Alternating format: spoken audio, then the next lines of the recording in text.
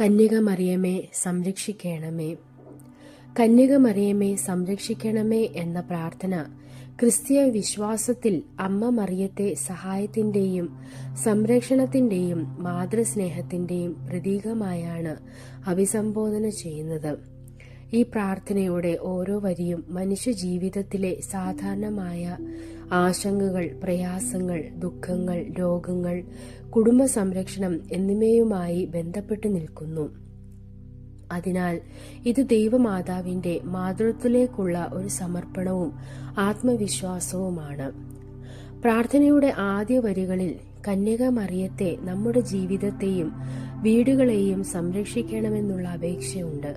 ക്രിസ്തീയ വിശ്വാസത്തിൽ വീട് എന്നത് ഒരു കെട്ടിടം മാത്രമല്ല, കുടുംബ ബന്ധങ്ങൾ, സമാധാനം, സ്നേഹം, ഐക്യം എന്നിവയും അടങ്ങിയതാണ്.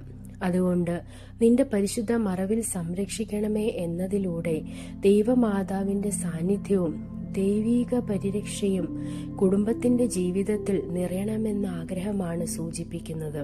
തുടർന്നുള്ള വരിയിൽ ദുഃഖിതർക്കായുള്ള ആശ്വാസം ചോദിക്കുന്നു. മനുഷ്യ ജീവിതത്തിൽ ദുഃഖം, നഷ്ടം, നിരാശ, മാനസിക വിഷമം എന്നിവ അനിവാര്യമായി ഉണ്ടാകുന്ന ഘട്ടങ്ങളാണ്. ദൈവമാതാവിനെ ആശ്വാസത്തിനായി വിളിക്കുന്നത് ഒരു വിശ്വാസിയുടെ മാനസിക ശാന്തിയെയും ആത്മീയ കരുത്തിനെയും വളർത്തുന്നു. അതുപോലെ രോഗികൾക്കുള്ള സൗഖ്യം അഭ്യർത്ഥിക്കുന്നത് വലിയ വിശ്വാസത്തിന്റെ അടയാളമാണ്.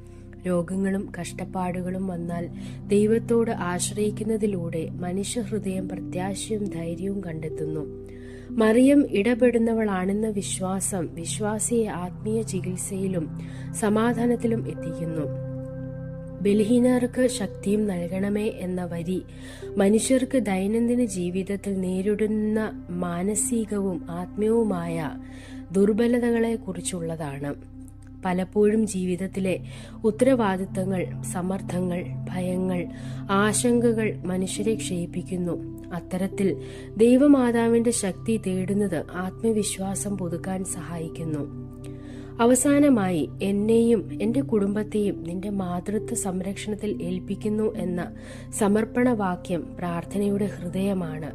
ഇത് ഒരു സമ്പൂർണ്ണ വിശ്വാസ പ്രകടനം കൂടിയാണ്.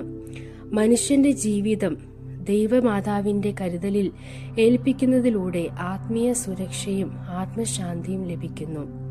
ഈ പ്രാർത്ഥനയിലൂടെ വിശ്വാസി തന്റെ ജീവിതം, വീട്ടുകാർ, ആരോഗ്യസ്ഥിതി, മനഃശാന്തി എന്നിവയെല്ലാം ദൈവമാതാവിന്റെ കൈകളിൽ സമർപ്പിക്കുന്നു. ഇത് ഭയം അകറ്റുകയും വിശ്വാസം ശക്തിപ്പെടുത്തുകയും ദൈവിക സംരക്ഷണം